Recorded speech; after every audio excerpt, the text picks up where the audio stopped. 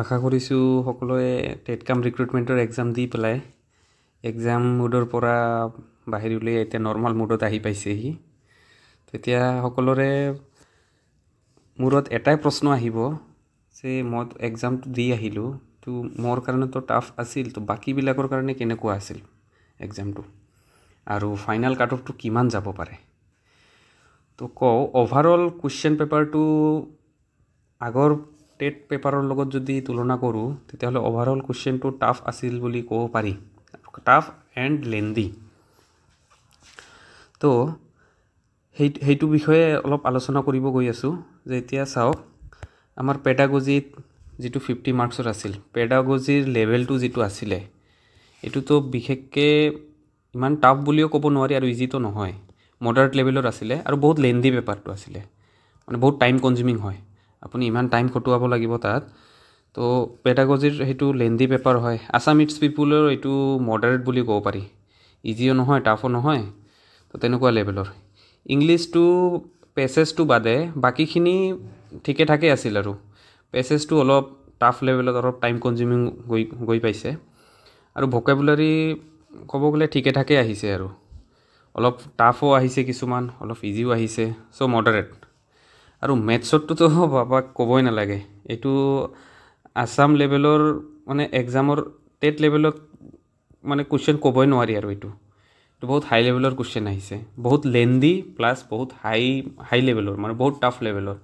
ইমান কম টাইমত maths include কৰিছে, সেইমতে এই 15 মাৰ্ক যিটো আহিছে ইয়াত মই আশা কৰোঁ হাৰ্ডলি যিবিলাকে আগৰ পৰা মেথছ কৰি আহিছে সেইবিলাকেতো পাৰিব বাৰু, তথাপি সিহঁতেও মানে 10ৰ ওপৰত টাচ কৰিব নোৱাৰে।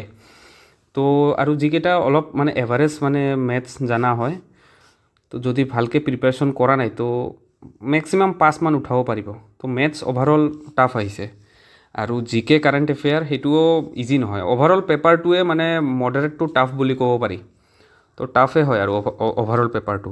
তো সেইমতে তো কাট অফটো কি হ'ব পাৰে এতিয়া চাওক, আমাৰ জিটিত আমাৰ যিটো মানে চিটৰ সংখ্যা আছে 8230, তো ৰাউণ্ড ফিগাৰ আমি 8000 বুলি কৰি ল'লোঁ, ঠিক আছে।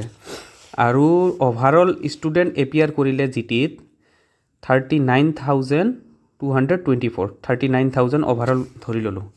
ইয়াত 39,000-ৰ এতিয়া ধৰি লওক 39,000-ৰ 7,000 মান এনে জাষ্ট খালি নামত খালি এক্সাম দিব গৈছে, বাকী বাছিল 32,000। এতিয়া এটা চিটৰ এগেইনষ্টত কিমানটাকৈ ষ্টুডেণ্ট ফাইট কৰিব সেইটো যদি ৰেচিঅ'টো ওলাওঁ, তেতিয়া 32,000 আমি যিটো 7,000 এনে নামত মানে এক্সাম দিব গৈছে এইকেইটা বাদ দি দিলে 8,000 দি যদি আমি ডিভাইড কৰোঁ তেতিয়া 4কৈ ওলাব। মানে এটা চিটৰ এগেইনষ্টত 4 ষ্টুডেণ্টে কি কৰিব, মানে 4জনৰ ভিতৰত এজন চিট পাব। তো সেইমতে আৰু পি জি টিত আছিলে আপোনাৰ চিটৰ সংখ্যা কম আছিল, কিন্তু পি জি টিৰ যিটো কুৱেশ্যন পেপাৰৰ লেভেল সেইটো জি টিতকৈ অলপ মানে কম্পেৰেটিভলি অলপ ইজিয়ে হয়। আৰু জি টিত আপোনাৰ ষ্টুডেণ্টৰ সংখ্যা আছিল 30,000। তো এনেকুৱা নহয় যে এইটো এক্সট্ৰা ষ্টুডেণ্ট, ইয়াৰে ষ্টুডেণ্টবিলাক ইয়াতেও আছে। তো মানে 30,000 ষ্টুডেণ্ট ইয়াত আছে, ইয়াতো 39,000 আছে, ইয়াত 9,000 মানে এনেকুৱা ষ্টুডেণ্ট আছে যিকেইটা পি জি টিৰ কাৰণে ইলিজিবল নহয়। তো মানে এনেকুৱা এক্সাম্পল কমে ওলাব যি পি জি টিৰ কাৰণে ইলিজিবল হয়, জি টিৰ কাৰণে ইলিজিবল নহয়। তো যি জি টিৰ কাৰণে পি জি টিৰ কাৰণে ইলিজিবল, সি অবভিয়াছলি জি টিৰ কাৰণেও ইলিজিবল হৈ ওলাব। তো আমাৰ ফাইনেল কাট অফটোনো কিমান হ'ব পাৰে, এতিয়া এইটো কমপ্লিট ছিটুৱেশ্যনটো এনালাইজ কৰি চালে তো আৰু কুৱেশ্যনৰ লেভেলটো যদি আমি চাওঁ, আগততো ভাবিছিলোঁ যে মিনিমাম 90+ মান কাট অফ যাব পাৰে, তো 90 মান যাব নোৱাৰে। মানে এতিয়া যিটো কুৱেশ্যনৰ লেভেলটো চাই মেলি আমাৰ ফাইনেল কাট অফটো হাৰ্ডলি আপোনাৰ গ'লে 70ৰ নিয়াৰ এবাউট থাকিব, আৰু 70ৰ আশে পাশে থাকিব, আৰু জেনেৰেলৰ কাৰণে কৈছোঁ। বাকী কেটাগৰী ৱাইজ সেইটো আপোনাৰ কি হয় সেইটো কেলকুলেট কৰি ল'ব পাৰে, সেইমতে 2-4 মাৰ্ক তলত থাকিব। আৰু তো অভাৰঅল সেইটোৱে, আৰু আপোনালোকৰ এতিয়া যিখিনি পঢ়িলে আৰু যি হৈ গ'ল আৰু এক্সাম। যদি কাৰোবাৰ যদি বেয়া হৈছে তো আপোনালোকে অলৰেডি পঢ়ি আপোনাৰ কিবা এটা লেভেলত আহি পাইছে যে ভাল এটা প্ৰিপাৰেশ্যন হৈ গৈছে। তো আপোনালোকে এতিয়া নেক্সট আমাৰ হিমন্ত মামাই এতিয়া আৰু আগন্তুক আৰু বহুত মানে চিট এৰিব গৈ আছে, বহুত কিবা কিবি চাকৰি ওলাব গৈ আছে। তো আপোনালোকে তো যদি কাৰোবাৰ যদি এইটোত যদি নহয়ও নিৰাশ নহ'ব, অলৰেডি আপোনালোকে পঢ়ি পঢ়ি আপোনাৰ লেভেলটো এটা কিবা এটা লেভেলত আহি পাইছে।